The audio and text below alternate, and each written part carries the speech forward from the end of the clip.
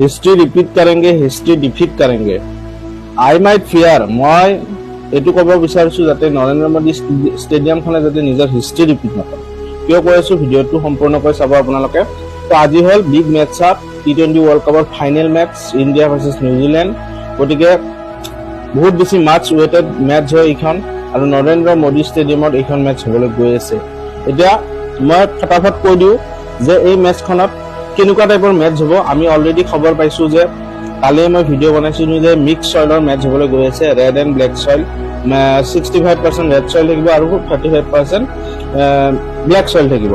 গতিকে আগতে black soil আছিল আৰু ইণ্ডিয়াৰ পাঁচ ৰেকৰ্ড সেইকাৰণে বেয়া। 2023 वर्ल्ड कपर ফাইনেল মেচো হাৰিছে অষ্ট্ৰেলিয়াৰ লগত এইখন মেচত, আৰু সেইকাৰণে বহুতে এইখন মেচৰ মানে এইখন গ্ৰাউণ্ডক মানে কুফা কৈ আছিল।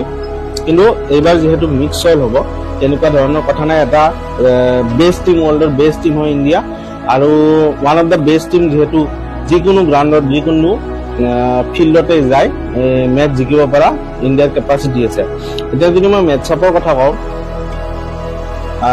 প্ৰথমতে তো প্ৰবেবল প্লেইং 11 তো প্লেইং 11 বহুতে হেই কৰি আছে যে কুলদীপ যাদৱক ল'ব লাগে বৰুণ চক্ৰৱৰ্তীৰ ঠাইত, কাৰণ বৰুণ চক্ৰৱৰ্তীয়ে লাষ্ট দুখন মেচত 2-3খন মেচত বহুত মানে বেছিকে মাৰ খাইছে। ৱেষ্ট ইণ্ডিজৰ লগতে হওক ইংলেণ্ডৰ লগতে হওক দেখিছো আমি।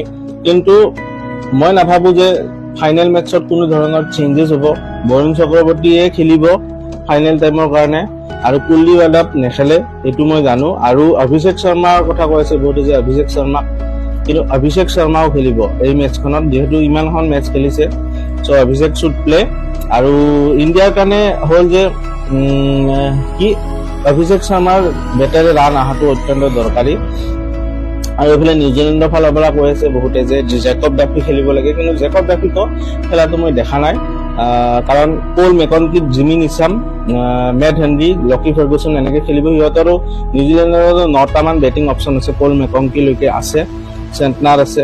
গতিকে ফিন এলেন আৰু টিম চেফাৰ্ট এই দুটা উইকেট মষ্ট ইম্পৰ্টেণ্ট হ'ব ইণ্ডিয়াৰ কাৰণে। যদি মেচ জিকিব মন আছে টিম চেফাৰ্ট আৰু ফিন এলেনে যদি 4-5 অভাৰো খেলি দিয়ে বহুত ৰান হৈ যাব, পাৱাৰ প্লেতে বহুত ৰান হৈ যাব। গতিকে এই দুটা উইকেট ল'লে 40-50% মেচ ইণ্ডিয়াৰ হাতলৈ আহিব। আৰু নিউজিলেণ্ডৰ কাৰণেও সঞ্জু চেমছনৰ উইকেটটো অতিকে গুৰুত্বপূৰ্ণ, কাৰণ অভিষেকৰ ফৰ্ম নাই। গতিকে সঞ্জুৰ উইকেটটো ল'লে নিউজিলেণ্ডৰ ফালৰ পৰাও 20% মেচ নিজৰ হাতত আহিব।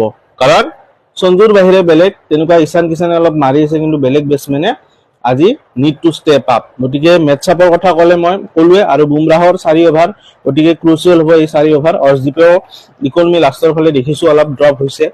গতিকে মেচখন ইম্পৰ্টেণ্ট হ'ব চাবলৈ। এই ফ'ল' কৰক চেনেলটো, আৰু ইউটিউবত আমাৰ চেনেল আছে ক্ৰিকেটাৰ দা আছাম, এইটো ছাবস্ক্ৰাইব কৰক।